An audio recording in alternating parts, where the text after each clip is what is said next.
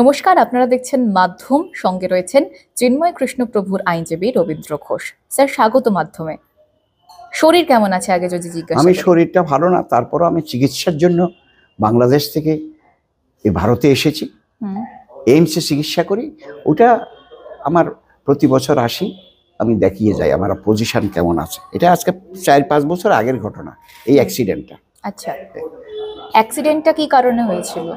অ্যাক্সিডেন্টটা তাদের একটা চিন্তা ছিল, আমাকে যদি সরিয়ে দিতে পারে তাইলে হয়তো তারা অনেক কিছু করতে পারবে, কিন্তু সরিয়ে দিতে পারে না। ঈশ্বর ভরসা, ভগবান আমাকে রক্ষা করেছে। হুম। আচ্ছা স্যার, এই মুহূর্তে বাংলাদেশের পরিস্থিতি কি যদি জিজ্ঞাসা করি, তাহলে যদি আপনি একটু বিস্তারিত বলেন। আমি যেহেতু আমি একজন কনসাস আইনজীবী, মানবাধিকার করি, বাংলাদেশ সুপ্রিম কোর্টের আইনজীবী, আমি বর্তমান বাংলাদেশে যে কথা যদি বলি, তাহলে বিশেষ করে সংখ্যালঘুদের উপরে যে নির্যাতনগুলো হচ্ছে, সেটা আগেও হয়েছে, এখনও হচ্ছে, এখন আবার বেড়েছে। আমার কথা হলো, এদের নিরাপত্তার জন্য আমরা লড়াই করে যাচ্ছি আজকে প্রায় 40 ইয়ার্স। আমি নিজে 40 ইয়ার্স লড়াই করে যাচ্ছি। আপনাদের এখানে বাবরি মসজিদ ভাঙার পরে এখানে একটা বিরাট শূন্যতার সৃষ্টি হয়েছে। এটার পরে হিন্দুরা মনে করছে তারা দেশে থাকতে পারবে না, আর তারা চলে এসেছে। অনেকে হচ্ছে কলকাতা আসছে, আগরতলা গেছে, বা বিভিন্ন প্রদেশে তারা গেছে শেল্টারের জন্য। সেই হিসাবে তারা মনে করেছে তারা নিরাপদ নয়। এখন যে অবস্থা হচ্ছে, এই যে 5th অগাস্ট যেদিন শেখ হাসিনা এখান থেকে চলে গেলেন, ভারতবর্ষে আসলেন, সেদিন থেকে অবস্থা খুব খারাপ চলছে। সংখ্যালঘুদের বাড়িঘরে হামলা, তাদের মন্দিরে হামলা, এই সমস্ত অনেক বেড়ে গেছে। প্রায় 1003 মতো ঘটনা অলরেডি ঘটে গেছে। তাহলে চিন্তা করতে পারেন, তাহলে তারা কি করে ওখানে বসবাস করবে? এই যে সংখ্যালঘুরা, হিন্দু, বৌদ্ধ, খ্রিস্টান, আদিবাসী, এরা তো এই দেশটা স্বাধীন করেছে সবাই মিলে। তো সেখানে মুসলমানের কন্ট্রিবিউশন যেমন আছে, হিন্দুদেরও তো কন্ট্রিবিউশন আছে। তাহলে আমরা লড়াই করছি তো সকলের জন্য। আমরা সকলের জন্য লড়াই করি এবং তাদের নিরাপত্তা বিধানের জন্য সরকারকে জানাই। সরকার যদি কোনো নিরাপত্তা বিধান করতে না পারে, আমরা এটা ক্রিমিনাল কোর্টে যাওয়ার জন্য আমরা সচেষ্ট হই। এটা আমাদের মূল চিন্তা। স্যার, বাংলাদেশে চিন্ময় কৃষ্ণপ্রভুকে গ্রেফতার করা হয়েছিল, যিনি একাধিক হিন্দু সম্প্রদায়ের মানুষকে বা সনাতনী সম্প্রদায়ের মানুষকে এককাট্টা করেছিলেন।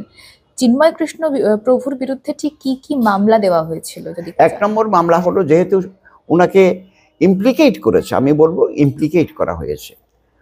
ওনার বিরুদ্ধে প্রথম যে মামলাটা দিয়েছে, উনি একজন বিএনপি নেতা। উনি মামলাটা দিয়েছিলেন এই বলে উনি পতাকাকে অবমাননা করেছেন, বাংলাদেশের পতাকাকে অবমাননা করেছেন। কিন্তু আপনি যখন আমার কাছে ভিডিওটা আসে, আপনি দেখবেন কার পতাকা কে অবমাননা করেছে। উনি নিজে করেনি। এই পতাকাগুলো উপরছে নিচে নামাচ্ছে এই চিন্ময় কৃষ্ণপ্রভু কিছুই জানে না, বুঝতে পেরেছেন? এগুলো তাদের ওয়ার্কাররা কেউ করতে পারে। এখন এর মধ্যে কিছু কনস্পিরেসি হয়েছে। এখন এই যে পতাকাটা আপনি দেখছেন, বাংলাদেশের পতাকা, এইটার মধ্যে কিন্তু এটা বাংলাদেশের পতাকা নয়। এটা হলো 4টা তারকা খচিত একটা পতাকা। তা আমি কি করে বলবো এটা বাংলাদেশের পতাকা? আর ওইটার উপরে করে দিচ্ছে ওই চিন্ময় প্রভুর মানে গৌরী পতাকা, ওইটা উপরে। আপনি দেখবেন আমার কাছে ভিডিওটা আছে। এখন কি করে বলে যে আমরা যে চিন্ময় প্রভুকে দোষী সাব্যস্ত করব? কিন্তু ওনার বিরুদ্ধে রাষ্ট্রদ্রোহিতার মামলা হয়ে গেল, সেখানে আরো 17 জনের মতো আছে। তারপরে যখন একটা আনফর্চুনেটলি একটা মার্ডার হয়েছে, তো পরে 3 দিন পরে মার্ডার হয়েছে। আমি যতটুকু জেনেছি, এটা কার আঘাতে হয়েছে সেটা কোনো জায়গায় লেখা নেই, কিন্তু সেখানে চিন্ময় প্রভু সহ আরো 200-250 জনের লয়ারের বিরুদ্ধে মামলা হয়ে গেল। এর মধ্যে 71 জন হিন্দু আছে। তো যারা চিন্ময় কৃষ্ণ ব্রহ্মচারীর জন্য ফাইট করবে কোর্টে, তাদের বিরুদ্ধে মামলা দিয়ে দিছে। এখন তারা কি করে কোর্টে আসবে বলেন? এই আসলেই তো ওদেরকে অ্যারেস্ট করবে, যেহেতু মামলা অলরেডি হয়ে গেছে। তো একটা জিনিস পুলিশের বোঝা উচিত ছিল, এটা পারফাংটরি ইনভেস্টিগেশন, ইংরেজিতে বলে পারফাংটরি ইনভেস্টিগেশন হয়েছে। তো পুলিশের দায়িত্ব ছিল এটা খুঁজে দেখা যে সত্যিকার অর্থে মামলাটা জেনিউন কিনা, হচ্ছে কিনা। সেটা না করে মামলা দিয়ে দিচ্ছে। পুলিশ কি সেই দিকে তার দায়িত্ব পালন করছে? মামলা কি খতিয়ে দেখছে আদৌ তার সত্যতা কতটা? খতিয়ে দেখা হয়নি, এটা আমরা যতটুকু জানি। কিন্তু পুলিশ বলছে আমরা খতিয়ে দেখেছি, ওনারা এই কাজটা করেছে। যেখানে একটা মার্ডার কেস হয়, এই মার্ডার কেস দেখবে না এটা এটা সত্য কিনা, মার্ডার কিনা। বাংলাদেশের অনেক ডিসিশন আছে সুপ্রিম কোর্টে যে আপনি দেখে শুনে এফআইআর করতে হবে। এফআইআর প্রত্যেক জনের সঙ্গে আমি এফআইআর করে দিলাম আর তাকে আমরা আসামি বানিয়ে দিলাম, পরের দিন যে ধরে নিয়ে আসলাম, এটা তো there is no law in the country. আমার প্রশ্ন হচ্ছে যে সত্যিকার অর্থে ওকে অ্যারেস্ট করেছে অন দ্যাট বেসিস। আর শুধু ওনাকে করে নাই, কিছু লয়ারকে আহত করেছে, আহত করে তারা এখন হসপিটালে আছে, তাদের চেম্বার ভেঙে দেওয়া হয়েছে। তাইলে এই ধরনের টেরোরিজম, এইটার ধরনের কেস হওয়া উচিত ছিল, এই ধরনের। কিন্তু উল্টা হয়ে গেল কি, যারা অন্যায়কারী নয় তাদের বিরুদ্ধে মামলা হয়ে গেল, আর লয়ারদের বিরুদ্ধে। তাহলে ইন্টেনশনাল বলবো কেন? কেন লয়ারের বিরুদ্ধে মামলা হবে? তারা তো রাইটের জন্য ফাইট করছে। আমিও তো রাইটের জন্য ফাইট করি, সারা জীবন করেছিও। এখন ব্যাপারটা এমনভাবে গেছে যেমন হিন্দু মুসলমান, এরকম একটা ঘটনা আপনি ক্রিয়েট করেছে ওনারা। এখন তাহলে এতগুলো লয়ার, 71 জন লয়ার হিন্দু, ওখানে হিন্দু লয়ারের বিরুদ্ধে মামলা হবে কেন? এটাই আমার কাছে বড়। আপনি চিন্ময় কৃষ্ণ প্রভুর আইনজীবী এবং আপনি একমাত্র আইনজীবী। আপনি বলছেন যে আপনি না গেলে চিন্ময় কৃষ্ণ প্রভুর হয়ে লড়ার কেউ নেই। আপনাকে কি ধরনের জটিলতা বা বাধা বিপত্তির সম্মুখীন হতে হচ্ছে? আমি যদি ওই দিন না থাকতাম তাহলে আমার উপরে তো রাগ হয়েছে সব উকিলের। সব উকিল বলতে আমি প্রসিকিউশনের উকিল, এখানে প্রায় 28 জন উকিলের মতো ঢুকে গেছে আনঅথরাইজডলি আপনার জজ সাহেবের রুমের মধ্যে, যেখানে বিচার করছে। তো জজ সাহেব পারমিশন না দিলে ঢুকলো কি করে? whether they are authorized to enter into the premises, enter into the room, permission নাই, ঢুকে গেছে। আর অযথা ঝগড়াঝাটি করছে আমার সঙ্গে যে কেন আসলেন আপনি, কি জন্য আসলেন, আপনার মামলা হবে না। জজ সাহেবও কি করে, জজ সাহেব ওনাদের কথা শুনে মামলাটা শুনলেন না। মামলা তো শোনা উচিত ছিল, আবার তারিখ দিয়েছে, আগের তারিখ। 2 দিন লড়াই করেছি, 2 দিন এই মামলার জন্য লড়াই করেছি। কিন্তু আমাকে সিকিউরিটি দিয়েছে বটে, প্রোটেকশন দিয়েছে বটে, কিন্তু মামলাটা ওনারা করেননি। তো is it not a discrimination against the Chinmoy Prabhu? তাহলে চিন্ময় প্রভু তো জাস্টিস পাবে না। তাও আমি করেছি কি, ওই দিন আবার ওনার কাছ থেকে পাওয়ার অফ অ্যাটর্নি নিয়ে আমি দাখিল করেছি কোর্টে, কোর্ট এটা অ্যাকসেপ্ট করেছে। কিন্তু লয়াররা যারা প্রসিকিউশনরা তারা চিল্লাচিল্লি হুল্লাহুল্লি আরম্ভ করে দিয়েছে, উনি পারবে না, উনি পারবে না, এখানে লয়ার হিসেবে উনি এঙ্গেজ হতে পারবে না। মানে এটা আপনাকে বলছে? আমাকে বলতেছে। কেন পারবো না? বলে যে না আপনি চট্টগ্রামের লয়ার না। আরে আমি সুপ্রিম কোর্টের লয়ার, আমি যে কোনো বাংলাদেশের যে কোনো কোর্টে আমি হাজির হইয়া আমি সওয়াল জবাব করতে পারি। আমি সওয়াল করতে গেছি, তো আপনারা আমাকে অ্যালাউ করবেন না। আর আপনি কি করে বলেন চট্টগ্রামের লয়ারের ওকালতনামা লাগবে? এটা যদি আমি বলি, যদি ওকালত কোনো লয়ার অ্যাপিয়ার হতে চাচ্ছে না, তাহলে কে করবে? Wheel do this case? একমাত্র আমি ছাড়া। আমি তো সুপ্রিম কোর্ট থেকে গেছি, ঢাকা থেকে গেছি চট্টগ্রামে, কিন্তু আমি তো কন্টেস্ট করতে আসছি এখানে, আমাকে অ্যালাউ করবে না? ওটা না করে উল্টাপাল্টা রাগারাগি, মানে মারমুখী হয়ে গেছে। চিন্ময় কৃষ্ণ প্রভুর কি জামিন পাওয়া আদৌ সম্ভব? মানে আইনের জটিলতা কি কি রয়েছে এক্ষেত্রে?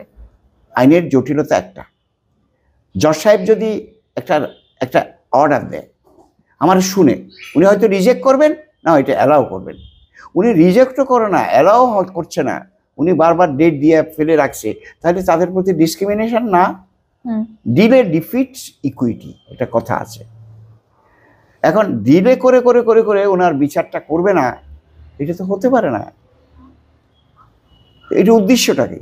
হুম। আমি সেইটাই বুঝে মনে করে আমি ওখানে কন্টেস্ট করতে গিয়েছিলাম। এই মামলাটা লড়াইয়ের ক্ষেত্রে আপনার কাছে চ্যালেঞ্জিং সব থেকে কি মনে হচ্ছে? বুঝলাম না, আবার বলেন। এই মামলাটা লড়তে গিয়ে আপনার কাছে চ্যালেঞ্জিং সব থেকে কিছু কি মনে হ্যাঁ হচ্ছে? হ্যাঁ, নিশ্চয়ই।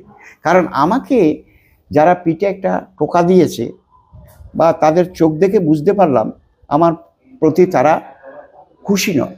আমি যেখানে গিয়েছি একটা বারে, তারা তো আমাকে অ্যাকসেপ্ট করার কথা, সেখানে তারা খুশি নয়। তারা বলে কি, আপনার তো আসা উচিত হয় নাই, আপনার এটা সে একজন সন্ত্রাসী। আমি বললাম যে চিন্ময় প্রভু একজন সন্ত্রাসী, কি করে সন্ত্রাসী? আপনি কোর্টে বিচার করলে সন্ত্রাসী হবে, আপনি বিচার করলে হবে? কারা বলছে এটা? এটা বলতেছে মানে প্রসিকিউশন লয়াররা। অনেক হয়ে গেছে, তখন তো প্রায় 30 জনের মতো লয়ার হয়ে গেছে ওদের। যে অথরাইজড পারসন তাকে ঢুকতে দেওয়া উচিত ছিল জজ সাহেবের, উনি ওটা না করে সবাইকে অ্যালাউ করে দিয়েছে। এখন ওনাকেও কেউ মানছে না, জজ সাহেবকে।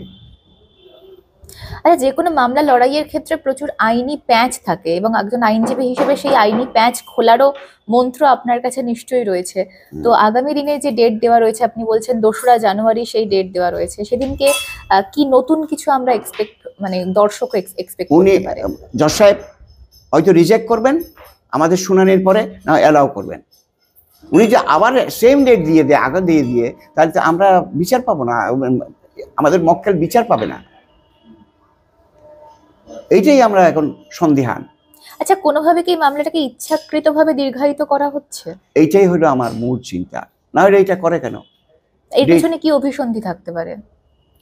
মামলা যতদিন পর্যন্ত চিন্ময় কৃষ্ণ ব্রহ্মচারীকে হাজতে, জেল হাজতে রাখা যাবে, ততদিন পর্যন্ত সেই হয়তো কষ্টে আছে, কষ্টে মরবে, হয়তো খাওয়াও অনেক সময় খাওয়াও বন্ধ হয়ে যাবে। এখন সেই কারণে ওরা মনে করছে যে দুর্বল হয়ে গেলে সে আর লড়বে না, হিন্দুদের জন্য বা মাইনরিটিদের জন্য লড়বে না, এটি তাদের। এই জন্য তার একটা ফন্দি করেছে তাকে আটকিয়ে রাখা। সম্প্রতি ভারতের প্রধানমন্ত্রী নরেন্দ্র মোদী বাংলাদেশের বিজয় দিবস উপলক্ষে সোশ্যাল মিডিয়াতে একটি পোস্ট করেছিলেন এবং সেখানে মানে তিনি অনেক কথাই বলেছেন, কিন্তু সেখানে বলা উদ্দেশ্য এটাই যে ভারতের সৈনিকদের মানে তাদের জীবনদানের মাধ্যমে বাংলাদেশ তৈরি হয়েছে। কিন্তু বাংলাদেশের অন্তর্বর্তী সরকারের আইনি উপদেষ্টা তিনি জানাচ্ছেন যে সেই মুক্তিযুদ্ধের সময় ভারত শুধুমাত্র মিত্র দেশ ছাড়া আর কিছুই ছিল না। আপনিও একজন আইনের উপাসক, আপনার এই বিষয়ে ভিউটা কি? মিত্র দেশ ছিল, কিন্তু কে স্বাধীনতা এনে দিল? ওই যিনি উপদেষ্টা, আইন উপদেষ্টা, ওনার তো বোঝা উচিত ছিল। উনি ওটা চিন্তা ভাবনা না করে উনি বলে দিলেন, এটা হতে পারে যে, আর ওনাদের এই ধরনের উক্তি কোয়াইট ইলিগাল আর একটা ভাইরাস ইনঅপারেটিভ। ধন্যবাদ স্যার।